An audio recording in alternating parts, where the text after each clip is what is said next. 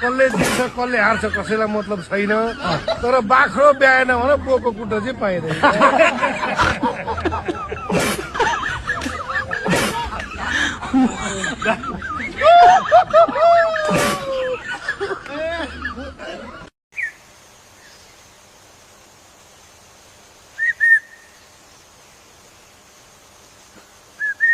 चोर्ने जति एमालेमा, ठग्ने जति कांग्रेसमा, माग्ने जति माओवादीमा, ठग्न चोर्न माग्नेहरू घन्टी बजाइरहेछ।